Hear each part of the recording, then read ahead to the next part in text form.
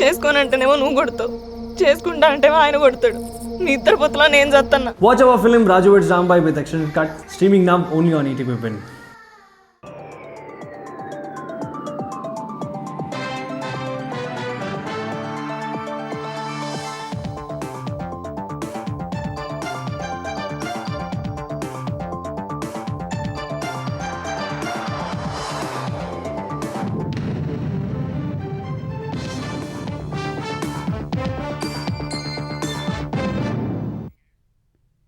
నమస్కారం, ETV news కి స్వాగతం. ముందుగా ముఖ్యాంశాలు. ఆంధ్రప్రదేశ్లో జిల్లాల పునర్విభజనపై తుది నోటిఫికేషన్. రేపటి నుంచి ఉనికిలోకి పోలవరం, మార్కాపురం జిల్లాలు.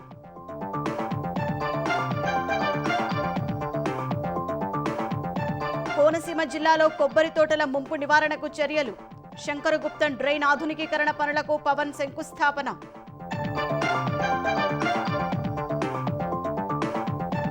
ఏపీలో 2023 గ్రూప్ 2 రిజర్వేషన్లపై దాఖలైన పిటిషన్లను కొట్టేసిన హైకోర్టు. నియామక ప్రక్రియ కొనసాగే అవకాశాలు.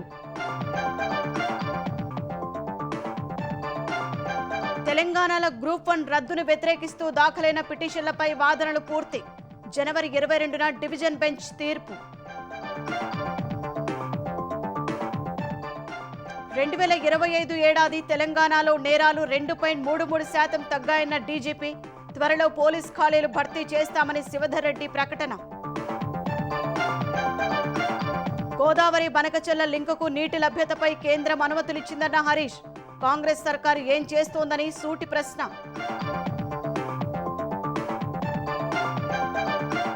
తెలుగు రాష్ట్రాల్లో వైకుంఠ ఏకాదశి శోభ.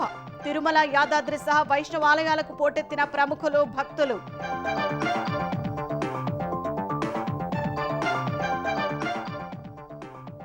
బంగ్లాదేశ్ మాజీ ప్రధాని ఖలీదా జియా కన్నుమూత. ప్రగాఢ సంతాపం తెలిపిన ప్రధాని మోదీ. రేపు ఢాకాలో అంత్యక్రియలు.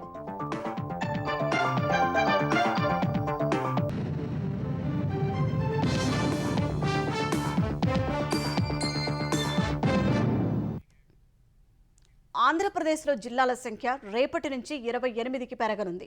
ఈ మేరకు పోలవరం, మార్కాపురం కొత్త జిల్లాలను ఏర్పాటు చేస్తూ ప్రభుత్వం ఉత్తర్వులు జారీ చేసింది.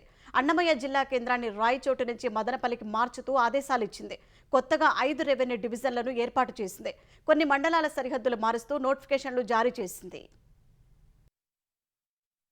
ఆంధ్రప్రదేశ్లో కొత్త జిల్లాలు, రెవెన్యూ డివిజన్లు, మండలాల సరిహద్దులు మారుస్తూ ప్రభుత్వం తుది నోటిఫికేషన్లు జారీ చేసింది. ముఖ్యమంత్రి చంద్రబాబు హామీ ఇచ్చినట్లుగా 2 కొత్త జిల్లాలు ఏర్పాటు చేసింది. రంపచోడవరం కేంద్రంగా పోలవరం, మార్కాపురం కేంద్రంగా మార్కాపురం జిల్లా ఏర్పాటు చేస్తూ ఆదేశాలిచ్చింది. రేపటి నుంచి కొత్త జిల్లాలు అమల్లోకి వస్తాయని తుది నోటిఫికేషన్లో ప్రభుత్వం తెలిపింది. కొత్త వాటితో కలిపి ఏపీలో జిల్లాల సంఖ్య 26 నుంచి 28కి పెరిగింది. మదనపల్లి కేంద్రంగా జిల్లా ఏర్పాటు చేస్తామని సీఎం హామీ ఇచ్చిన నేపథ్యంలో అన్నమయ్య జిల్లా కేంద్రాన్ని రాయచోటి నుంచి మదనపల్లికి మార్చారు. కొత్తగా 5 రెవెన్యూ డివిజన్లను ప్రభుత్వం ఏర్పాటు చేసింది. పలు మండలాల సరిహద్దులను మార్చింది. ప్రజల కోరిక మేరకు సమీప జిల్లాల్లో కలిపింది. అనకాపల్లి జిల్లాలో అడ్రోడ్ జంక్షన్, ప్రకాశం జిల్లాలో అద్దంకి, అన్నమయ్య జిల్లాలో పీలేరు, సత్యసాయి జిల్లాలో మడకసిర, నంద్యాల జిల్లాలో బనగానపల్లి రెవెన్యూ డివిజన్లు కొత్తగా ఏర్పాటు చేస్తూ తుది నోటిఫికేషన్ జారీ చేసింది. 5 రెవెన్యూ డివిజన్ల ఏర్పాటుతో వాటి సంఖ్య 77 నుంచి 82కు చేరింది. కొత్తగా 2 మండలాలను ఏర్పాటు చేశారు. ఆదోని 1,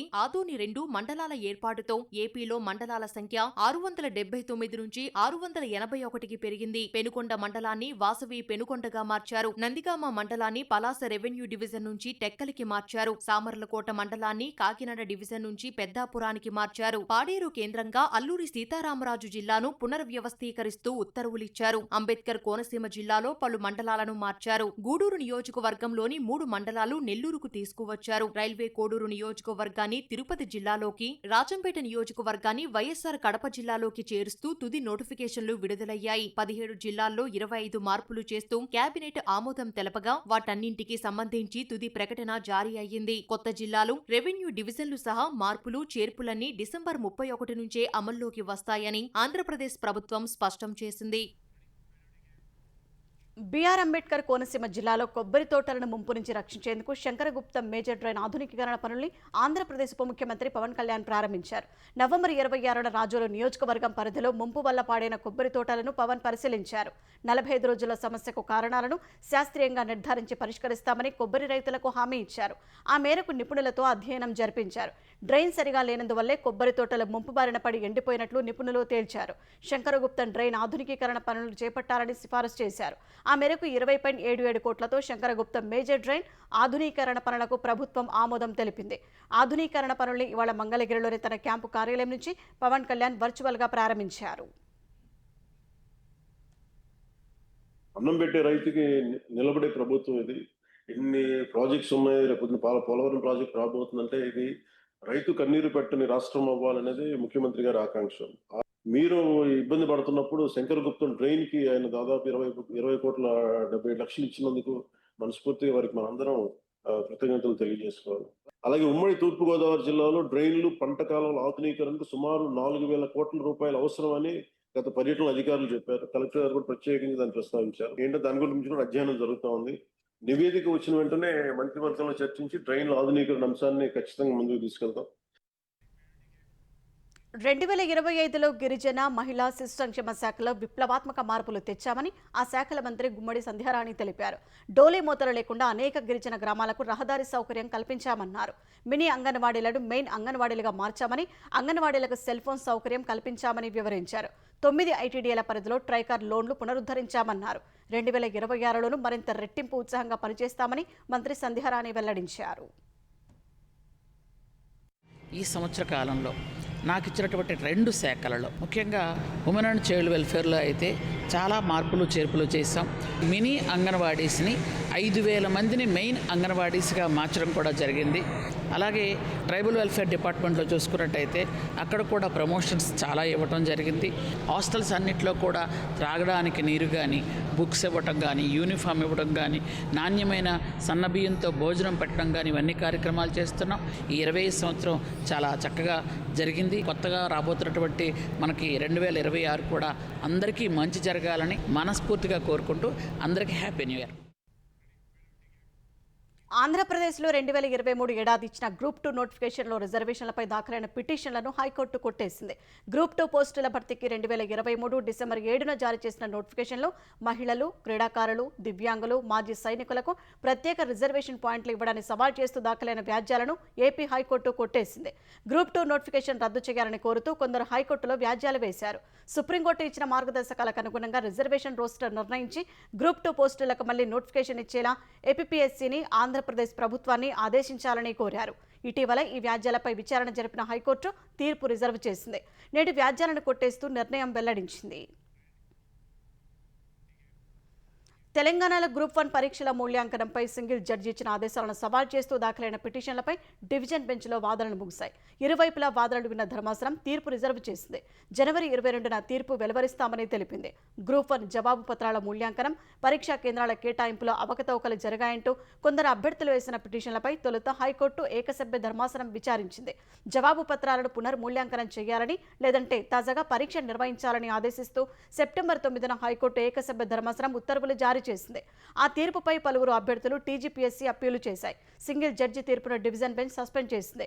నియామకాలు తుది తీర్పునకు లోబడి ఉంటాయని తెలిపింది. తర్వాత డివిజన్ బెంచ్ పిటిషన్లపై విచారణ జరపగా మూల్యాంకనం పారదర్శకంగా జరిగిందని టీజీపీఎస్సీ పిటిషన్ల తరపు న్యాయవాదులు కోర్టుకు తెలిపారు. ప్రతివాదులు మాత్రం మూల్యాంకనం, పరీక్షా కేంద్రాల కేటాయింపులో అవకతవకలు జరిగాయని వాదించారు. వాదనలు నమోదు చేసిన ధర్మాసనం జనవరి 22న తీర్పు వెలువరిస్తామని తెలిపింది.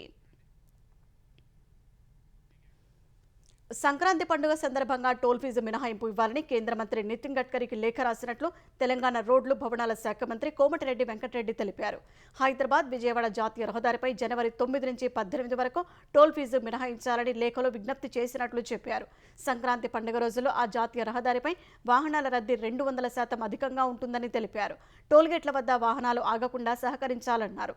అవసరమైతే 1-2 రోజుల్లో నితిన్ గడ్కరీని స్వయంగా కలవనున్నట్లు కోమటిరెడ్డి వెల్లడించారు.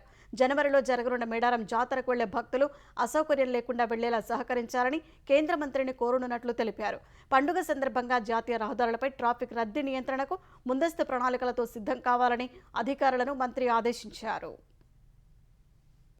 గడ్కరీ గారిని కలిసి ఎగ్జామ్షన్ ఇవ్వాలని. ఎందుకంటే ప్రతి టోల్ దగ్గర 20 కిలోమీటర్ లైన్ ఆగుతుంది. అవసరమైతే మేము నామినల్ గా మా R&B డిపార్ట్మెంట్ ద్వారా నామినల్ గా పే చేసాం. రెగ్యులర్ గా వాళ్ళకు పోయినసారి ఎంత ఆదాయం వచ్చి అంత ఇవ్వలేము, నామినల్ గా పే చేసామని చెప్పి కూడా క్లాస్ పెడతాం. ఎవరు కూడా నేషనల్ హైవే ప్లేస్ లో మీరు వెహికల్స్ ఆపిన, పార్కింగ్ లేని దగ్గర పార్కింగ్ పెట్టినా దాని మీద చాలన్ లేయడం, బండి సీజ్ చేయడం జరుగుతుంది. చిట్యాల, చౌటుప్పల్, నాగట్టుపల్లి, సూర్యాపేట లాంటి ప్రాంతాల్లో కూడా మీరు హైవేల మీద, రోడ్ల మీద పార్కింగ్ ఎవరు చేయొద్దు ప్రైవేట్ వెహికల్స్ అని కూడా దాని మీద కూడా పోలీసులు వాళ్ళు వెంబడే సీజ్ చేసి వాళ్ళకి ఆదేశాలు ఇవ్వడం జరిగింది. గోదావరి బనకచెర్ల లింకుకు నీటి లభ్యతపై కేంద్ర జల సంఘం CWC అనుమతులు ఇచ్చిందని మాజీ మంత్రి హరీష్ రావు చెప్పారు. తెలంగాణ అభిప్రాయం తీసుకోకుండా కేంద్రం అనుమతులు ఎలా ఇస్తుందని ఆయన ప్రశ్నించారు. బనకచెర్ల అయినా, నల్లమల సాగర్ అయినా తెలంగాణ జలాల దోపిడీ కోసమే అని ఆరోపించారు. నల్లమల సాగర్ ప్రాజెక్టుకు ఏపీ ప్రభుత్వం టెండర్ల ప్రక్రియ వేగంగా చేపడుతున్నా కాంగ్రెస్ ప్రభుత్వం ప్రేక్షక పాత్ర వహిస్తోందని మండిపడ్డారు. నల్లమల సాగర్కు టెండర్లు పూర్తయ్యాక ప్రభుత్వం సుప్రీంకోర్టులో కేసు వేయడంలో ఆంతర్యం ఏంటని ప్రశ్నించారు. ఏపీ సీఎం చంద్రబాబు సూచన మేరకే ఆదిత్యనాథ్ దాస్ ను సలహాదారుగా రేవంత్ రెడ్డి నియమించుకున్నారని హరీష్ ఆరోపించారు. నదీ జలాల విషయంలో తెలంగాణ ప్రజలకు అన్యాయం చేసేలా రేవంత్ సర్కార్ వ్యవహరిస్తోందని దుయ్యబట్టారు. ఆల్రెడీ గోదావరి బనకచెర్లకు CWCలో అత్యంత కీలకమైన అనుమతి రానే వచ్చింది, చేసింది కేంద్ర ప్రభుత్వం. ఇది సెంట్రల్ వాటర్ కమిషన్ డాక్యుమెంట్. ఇది పోలవరం బనకచెర్ల అయినా, పోలవరం నల్లమల సాగర్ అయినా ఒకటే, గవే నీళ్లు, గదే సోర్సు, పోలవరంకెళ్ళి తీసుకుపోతారు. నీటి లభ్యత ఉన్నది, నీళ్లు తీసుకుపోవచ్చు అని క్లియరెన్స్ ఇచ్చేసింది. అసలు ఎంత ఘోరము! ఏం చేస్తున్నారు మీరు? నిద్రపోతున్నారా? ఉత్తమ్ కుమార్ రెడ్డి పొద్దుగాలేస్తే మమ్మల్ని తిట్టుడేనా? రేవంత్ రెడ్డి ఎప్పుడు నువ్వేమన్నా రాష్ట్ర ముఖ్యమంత్రిగా రాష్ట్ర ప్రయోజనాలు ఏమైనా కాపాడేది ఉన్నదా లేదా? అసలు నువ్వు ఆ కుర్చీలో కూర్చున్నది బాబు గారికి గురుదక్షిణ చెల్లించడానిక? బీజేపీ ప్రభుత్వానికి ఎంత ధైర్యం ఎట్లిస్తుంది? తెలంగాణ ఒప్పుకోకుండా CWC క్లియరెన్స్ ఇస్తుందా? నువ్వు లోపల మీటింగ్ లో చెప్పినావు కనుకనే వాళ్ళు పర్మిషన్ ఇచ్చేసింది. ఇంత ఓపెన్ గా దొరికిపోయినా దీని మీద మీరు ఏం చేస్తారు చెప్పండి. పోలవరం బనకచెర్లపై మాజీ మంత్రి హరీష్ రావు చేసిన ఆరోపణలను నీటిపారుదల శాఖ మంత్రి ఉత్తమ్ కుమార్ రెడ్డి ఖండించారు. ఈ విషయంలో హరీష్ రావు అబద్దాల ప్రచారం కొనసాగిస్తున్నారని ఉత్తమ్ ఆరోపించారు. పోలవరం బనకచెర్ల లింకుపై సుప్రీంకోర్టులో తెలంగాణ ప్రభుత్వం తరపున పిటిషన్ దాఖలు చేసినట్టు తెలిపారు. ఈ పిటిషన్ ప్రధాన న్యాయమూర్తి బెంచ్ ముందు జనవరి 5న విచారణకు రానుందని ఉత్తమ్ వివరించారు. పోలవరం బనకచెర్ల లింక్ ప్రాజెక్టుకు వ్యతిరేకంగా ప్రభుత్వం గట్టిగా పోరాడుతోందన్నారు. ఈ విషయంలో హరీష్ రావు చెప్పిన అంశాలు పూర్తి అసత్యాలని స్పష్టం చేశారు. బీఆర్ఎస్ అధినేత మాజీ ముఖ్యమంత్రి కేసీఆర్ పలువురు కార్యకర్తలు, అభిమానులను కలిశారు. అసెంబ్లీ సమావేశాల్లో పాల్గొనేందుకు హైదరాబాద్ వచ్చిన కేసీఆర్ నందీనగర్ ఇంట్లో ఉంటున్నారు. కేసీఆర్ నివాసానికి నేతలు, పెద్ద సంఖ్యలో కార్యకర్తలు, అభిమానులు తరలివచ్చారు. కేసీఆర్ ఇంటి ముందు భారీగా క్యూ కట్టి మరీ ఆయనను కలిసిన గులాబీ శ్రేణులు ఫోటోలు కూడా తీసుకున్నారు. ముక్కోటి ఏకాదశి సందర్భంగా ఆంధ్రప్రదేశ్ వ్యాప్తంగా ప్రముఖ ఆలయాల్లో భక్తులు ఉత్తర ద్వారం నుంచి శ్రీహరిని దర్శించుకుని పరవశించిపోయారు. మంగళగిరి లక్ష్మీ నరసింహుడి దర్శనానికి భక్తులు పోటెత్తారు. వాడపల్లి, ద్వారకా, తిరుమలకు భక్తులు భారీగా తరలివచ్చారు. అరసవల్లి సూర్యనారాయణ స్వామి, సింహాద్రి అప్పన్న సన్నిధికి భక్తులు పోటెత్తారు. అన్నవరం సత్యనారాయణ స్వామి ఆలయం భక్తులతో కిటకిటలాడింది. తిరుమల క్షేత్రంలో అర్ధరాత్రి 1:30 గంటలకే వైకుంఠ ద్వారాలు తెరుచుకున్నాయి. ముఖ్యమంత్రి రేవంత్ రెడ్డి కుటుంబ సభ్యులతో ఉత్తర ద్వార దర్శనం చేసుకున్నారు. ఏపీ సభాపతి అయ్యన్న పాత్రుడు, ఉపసభాపతి రఘురామకృష్ణరాజు, హైకోర్టు న్యాయమూర్తి జస్టిస్ శ్రీనివాసులరెడ్డి వెంకన్న సేవలో పాల్గొన్నారు. కేంద్ర మంత్రి రామ్మోహన్ నాయుడు, మంత్రులు పయ్యావుల కేశవ్, అచ్చెన్నాయుడు, నిమ్మల రామనాయుడు, సత్యకుమార్, కొల్లు రవీంద్ర, కొండపల్లి శ్రీనివాస్, ఎంపీ వేమిరెడ్డి ప్రభాకర్ రెడ్డి, ఎమ్మెల్యే ప్రశాంత్ రెడ్డి స్వామివారిని దర్శించుకున్నారు. Bharat Biotech MD Krishnaiah, TTD board సభ్యురాలు Suchitraiah, Ramoji film city MD Vijayeshwari, ఆమె కుమారుడు సుజయ్ తిరుమలలో ఉత్తర ద్వార దర్శనం చేసుకున్నారు. మెగాస్టార్ చిరంజీవి కుటుంబ సభ్యులు, బాలకృష్ణ సతీమణి వసుంధర, నారా రోహిత్ దంపతులు, క్రికెటర్లు సూర్యకుమార్ యాదవ్, తిలక్ వర్మ శ్రీవారిని దర్శించుకున్నారు.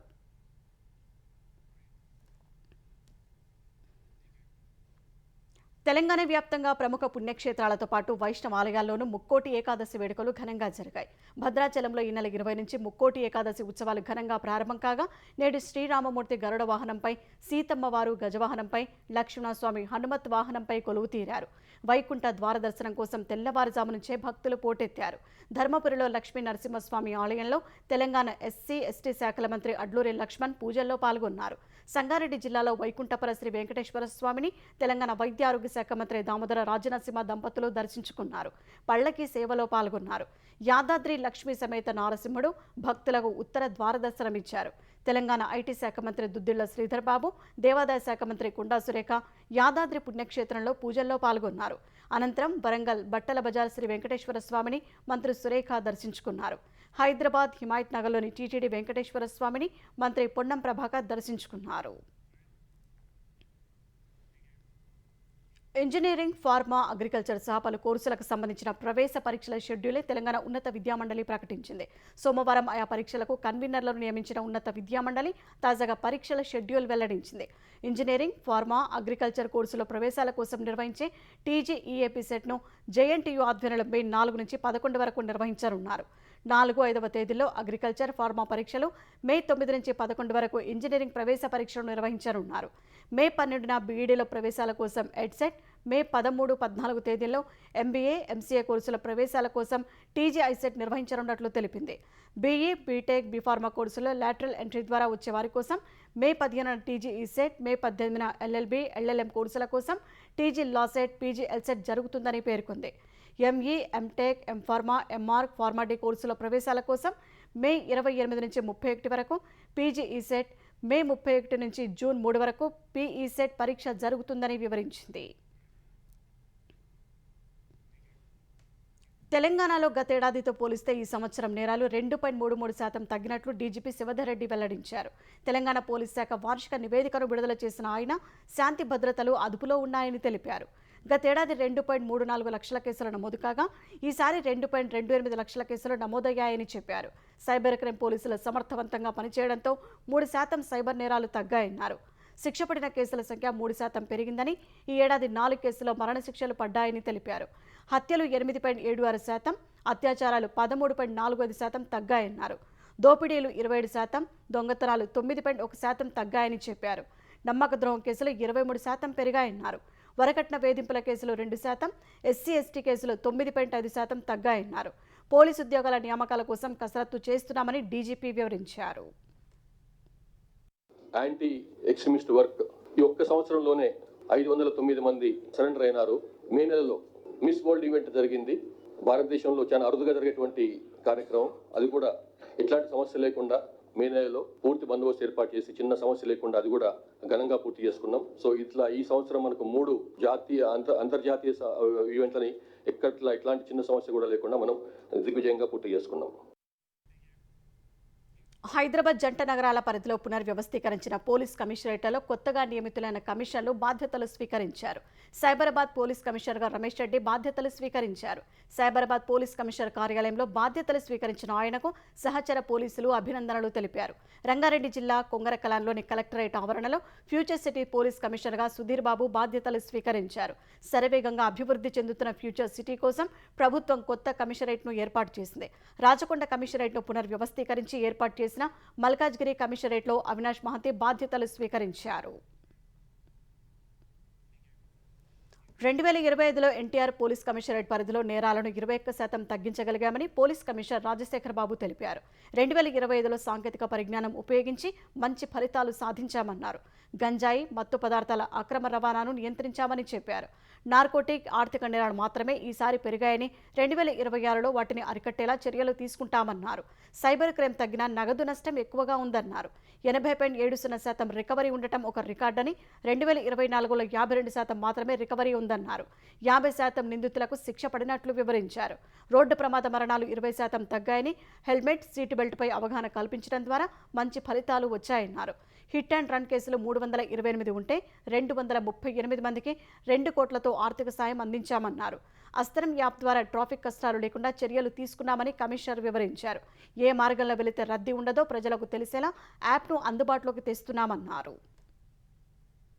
2024లో 11,977 క్రైమ్స్ జరిగితే ఈ సంవత్సరం 9,503 క్రైమ్స్, అంటే దాదాపు 21.66% క్రైమ్ డిక్లైన్ అయింది. 39.83%, అంటే 40% ప్రాపర్టీ అఫెన్స్ తగ్గించాం. 2026లో ఎన్టీఆర్ పోలీస్ కమిషనరేట్ ఈ సైబర్ క్రైమ్స్ తగ్గించడానికి కంకణ మొదలై ఉన్నాం.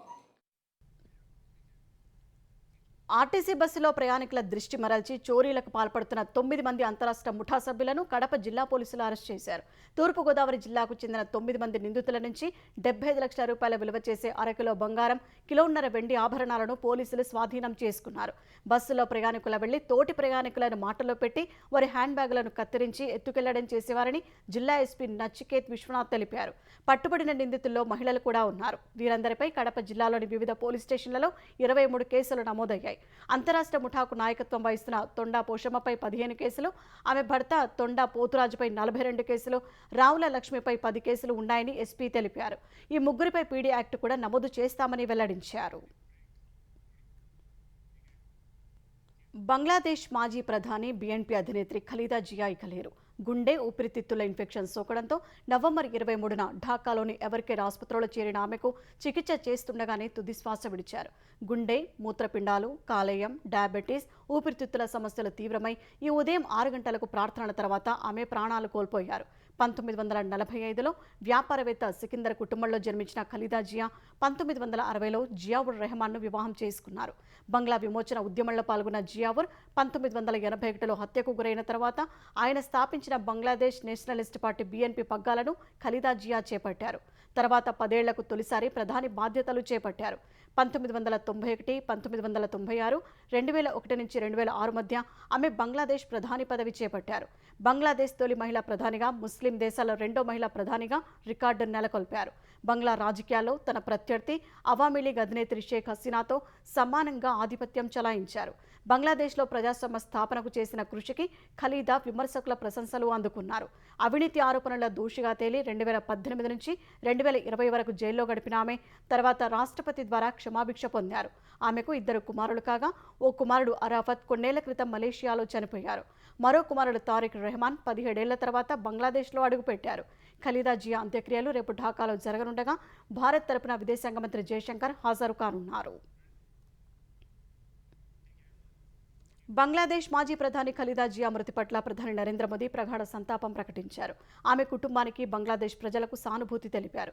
జియా ఆత్మకు శాంతి కలగాలని ఆకాంక్షించారు. జియా లేని లోటును అధిగమించే శక్తి, సామర్థ్యాలను ఆమె కుటుంబానికి ఇవ్వాలని ప్రధాని ప్రార్థించారు.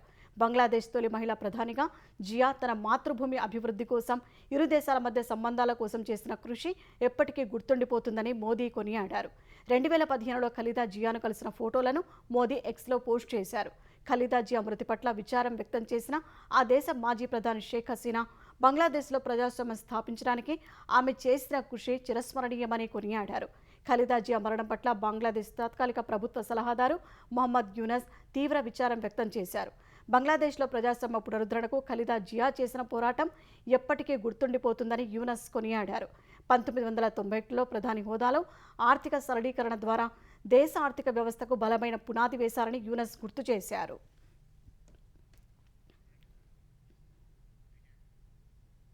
అశ్లీల, అసభ్యకర, చైల్డ్ పోర్నోగ్రఫీ వంటి చట్టవిరుద్ధమైన సమాచార వ్యాప్తిని అడ్డుకోవడంలో విఫలమైతే తీవ్ర పరిణామాలు ఎదుర్కోవాల్సి వస్తోందని సామాజిక మాధ్యమాలను కేంద్రం హెచ్చరించింది. ఈ మేరకు అడ్వైజరీ జారీ చేసిన ఎలక్ట్రానిక్స్, ఐటీ మంత్రిత్వ శాఖ ఆన్లైన్ ప్లాట్ఫామ్లలో ఉన్న అశ్లీల సమాచారాన్ని వెంటనే గుర్తించి చర్యలు తీసుకోవాలని కోరింది. చట్టవిరుద్ధమైన సమాచార వ్యాప్తిపై తగిన చర్యలు తీసుకోకుంటే ఆయా సామాజిక మాధ్యమాలు చట్టం ముందు దోషులుగా నిలబడాల్సి వస్తుందని కేంద్రం స్పష్టం చేసింది.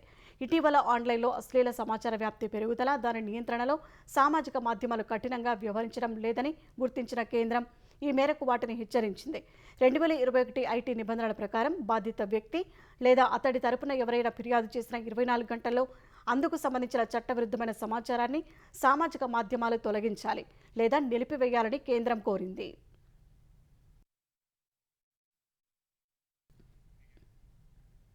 అంతర్జాతీయ మార్కెట్లలో మందగమనం, విదేశీ మదుపరాల నిధుల తరలింపు కొనసాగిన వేళ దేశ స్టాక్ మార్కెట్లు స్వల్ప నష్టాలతో ముగిశాయి. గత 2 సెషన్లలో 713 పాయింట్లు క్షీణించిన సెన్సెక్స్ ఇవాళ మరో 20 పాయింట్లు నష్టపోయింది. ఉదయం 84,601 పాయింట్ల వద్ద బీఎస్ఈ సూచీ ప్రారంభమైంది. మొదట్లో స్వల్పంగా పెరిగి తర్వాత మదుపరుల అమ్మకాల ఒత్తిడికి గురైన సూచీ 84,471 పాయింట్ల కనిష్ట స్థాయిని నమోదు చేసింది.